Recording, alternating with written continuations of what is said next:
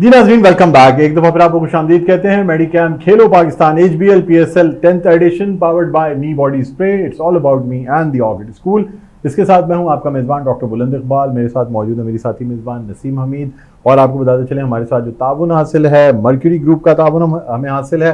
Mercury की जानिब से गिफ्ट हैम्पर्स मौजूद हैं जो आप सवाल का जवाब या अपने कॉमेंट्स भेजने पर या फिर आप ड्रीम टीम या मैच का मसाला भेजने पे हमसे ये हासिल कर सकते हैं। हमारे व्हाट्सएप नंबर आपकी स्क्रीन पर मौजूद हैं।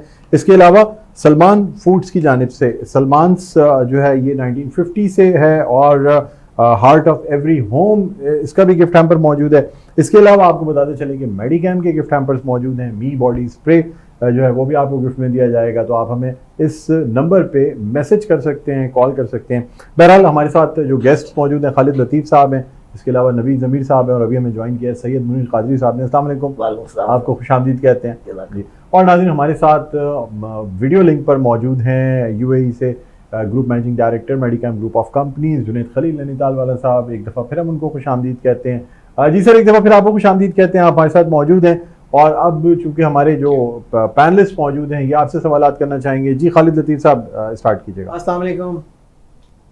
अच्छा, काफ़ी आपने डिटेल में काफ़ी चीज़ें बताई। बस मुझे आप ये बताइएगा कि PSL जब से लाहौर में शिफ्ट हुई है तो वहाँ पर देखने को ये आ रहा है कि जो पिच है वो सपोर्ट करती है मीडियम पेसर्स को, सीमर्स को, स्पिनर्स को।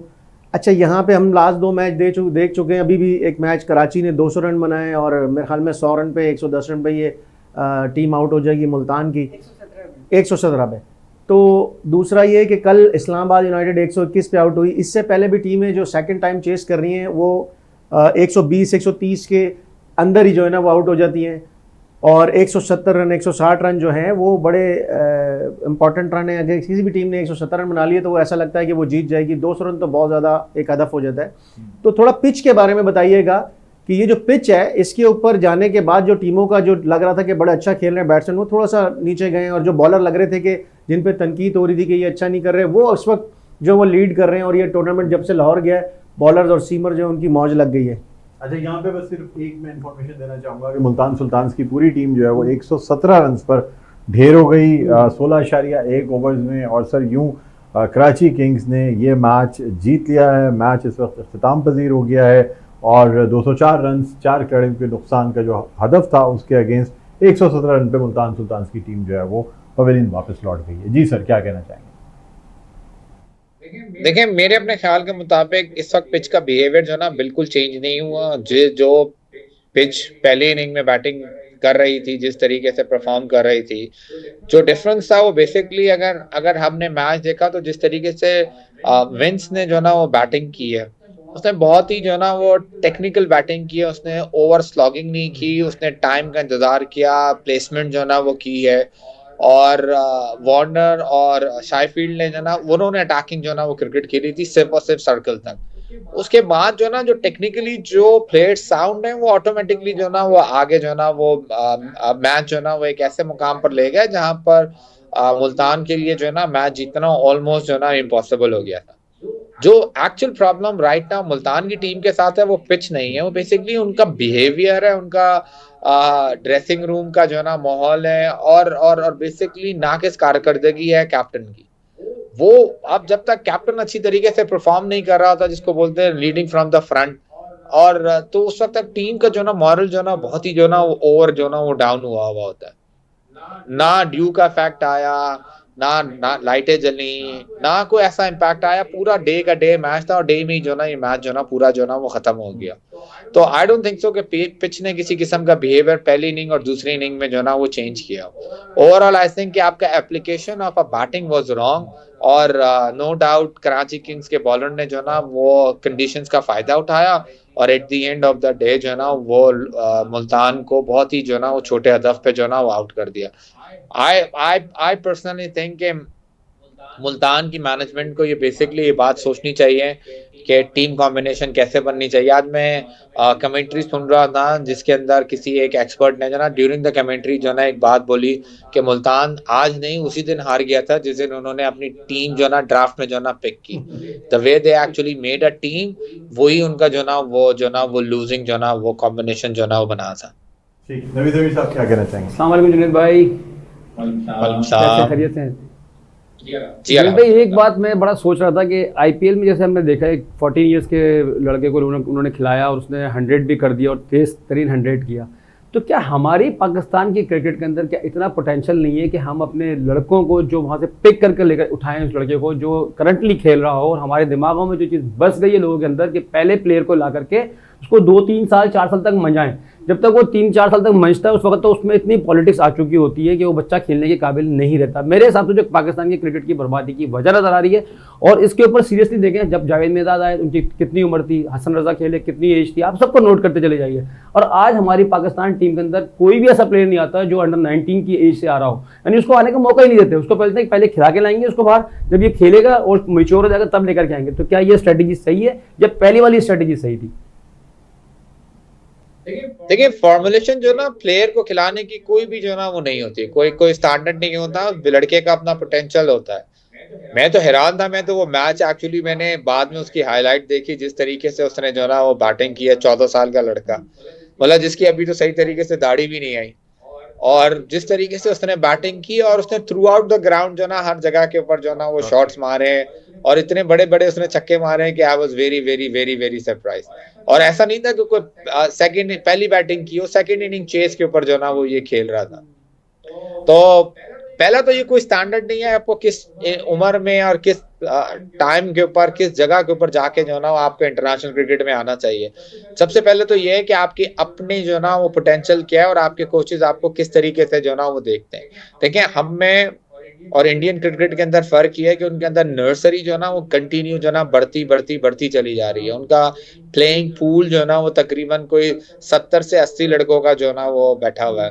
उनके पास ऐसे लड़के बेंच में बैठे हुए हैं, जैसे मैं आपको एग्जांपल दूं, संजू सैमसन जो राजस्थान रॉयल के एक्चुअल कैप्टन है, जो इस वक्त इंजरी की तरफ है। अगर वो पाकिस्तान में होते तो आज शायद जो ना वो बाबर आजम को रिप्लेस करके जो ना वो बैठे हुए होते। ठीक है, ये जो ना उनका जो ना वो आपका जो ना वो स्टैंडर्ड है। और आप कंटिन्यू देखते हुए आए कि जिन मुल्कों की बेंचेस मजबूत होती हैं वो हमेशा क्रिकेट को जो ना वो डोमिनेट कर रहे होते हैं। चाहे वो आप ऑस्ट्रेलिया को ले लें, चाहे वो आप इंग्लैंड को ले लें, चाहे आप जो है ना वो आज इंडिया को ले लें।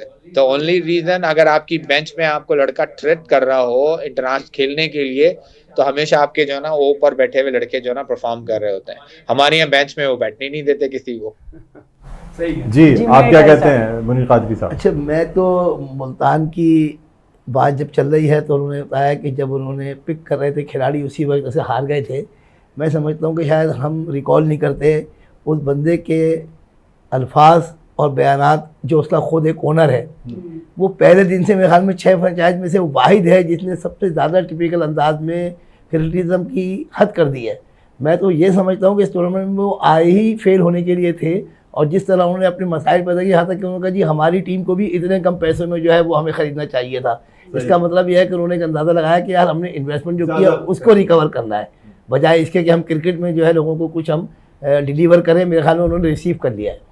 और फिर उन्होंने ये भी कह दिया कि आइंदा अगर आप बिडिंग में शायद वो ये टीम उठाएं भी ना, या टीम जो बिडिंग उनका पे गोल ना था, जाए। गोल था वो जी पूरा हो गया। सर, क्या समझते हैं? वो अच्छा सर, डालेंगे एक मेरा भी सवाल था, वो खास तौर पे उस्मान खान के हवाले से। आज रिजवान चूंकि डक हो गए थे और उस्मान खान को पूरा मौका था कि वो अपनी परफॉर्मेंस करके, क्या हो गया सर? मतलब इतना अच्छा प्लेयर, सारा कुछ करते हुए, अब तो पहले ओवर से मौका मिल रहा है, फिर भी 1 रन बना के आउट हो गए सर। आज भी कुछ नहीं कर पाए। देखिए, मैं जो ना बिल्कुल डिफरेंट एंगल पे जो ना क्रिकेट सोचता हूँ। मेरा तो अपना ख्याल ये है कि ओपनर जो है ना वो बेसिकली बिल्कुल खुला टुल्ला टाइप का जो ना वो प्लेयर होता है। और खासतौर पे जब आप T20 के अंदर खेलने के लिए जा रहे होते हैं, उसका माइंड सेट ही होता है कि यार मैं पहला हूँ। 1 डाउन जो ना उसका माइंड सेट ही जो ना डिफरेंट है। इतने ग्रेट प्लेयर्स हैं। मैं आपको एग्जांपल दूं, रिकी पॉन्टिंग, उस्मान खान तो कुछ भी नहीं है। रिकी पॉन्टिंग से जो ना 1 डाउन बैट्स, दुनिया का बेहतरीन से बेहतरीन बैट्समैन जो ना वो मौजूद नहीं है। वो कभी जिंदगी में ओपनिंग नहीं कर सका। रीजन ये होता है कि जिसका जो मेंटल जो ना स्टेटस होता है वो उसी मेंटल स्टेटस के ऊपर जो ना वो खेला जाता है। हाँ, ये जरूर है कि इंटरनेशनल क्रिकेट जब आप खेल रहे हैं या PSL खेल रहे हैं या फ्रेंचाइज क्रिकेट खेल रहे हैं, वहां पर आपकी शफलिंग मौजूद है। आपको मेंटली स्ट्रांग होना चाहिए, हर जगह के ऊपर खेलने की कैपेबिलिटीज होनी चाहिए। Rahul is the example, opening भी करता है, लो डाउन द बैटिंग भी जो ना वो करता है। और बट द थिंग इज के मेरा ये कहना है कि आप मेरिट के ऊपर जो ना उसको जो ना वो आगे जाके खिलाएं। अगर आपको ऐसा लगता है कि Rizwan is a much better circle player than Usman Khan, तो आप बिल्कुल उसको जो ना वो खिलाएं। अगर आपको नहीं लगता तो उसको वन डाउन खेलना चाहिए। और बिल्कुल इस वक्त मुल्तान के अंदर आई डोंट थिंक सो कि कोई सिंगल एक ऐसा प्लेयर हो जिसको आप ये कह सकें कि यार ये सिर्फ ठीक खेल रहा है। एक मैच के अंदर अगर 31 बॉल्स के ऊपर जो ना 50 बना के कोई आदमी ये कहे कि यार मेरा सीजन ठीक है, तो no I don't think so. तो आई ओवरऑल आई थिंक कि पूरा का पूरा सीजन इनका डिजास्टर है। और मे भी इसकी एग्जांपल जो ना जिस तरीके से जो ना आप इन साहब ने कहा कि इनके जो ओनर हैं कि उनके जो रिमार्क्स थे टीम के बारे में, मुनीर कादरी साहब ने जैसे कहा कि मे बी ये रीजन है कि जिस वजह से पूरा जो टीम का मॉरल है वो बिल्कुल का बिल्कुल जो है ना बिल्कुल खराब हुआ है। सर लेकिन आपको याद होगा शुरू के पीएसएल्स में राणा साहब जो हैं दोनों भाई, बल्कि ख़ास तौर पे बड़े वाले भाई, वो कितना एक्टिव ग्राउंड के बाहर हर मैच में बड़ा चीयर अप कर रहे होते थे, लेकिन आखिर में मायूस होकर घर जाते थे। इतना आज तक हमने इन्वॉल्व बिल्कुल किसी को नहीं देखा। उसके बाद से सलमान इकबाल साहब जो है बाज़ दफ़ा, बल्कि अभी उनसे एक लेटेस्ट इंटरव्यू में भी कहा गया कि सलमान साहब आप नहीं समझते कि आप ज़्यादा इमोशनल अटैच हो गए हैं टीम के साथ, इतना अटैचमेंट नहीं होना चाहिए, ये गलत है। आप इसको एज अ बिजनेस या एक टीम के तौर पे लें, इसको बिल्कुल पर्सनल लेके ना आप मैचेस खेला करें। क्या कहते हैं आप?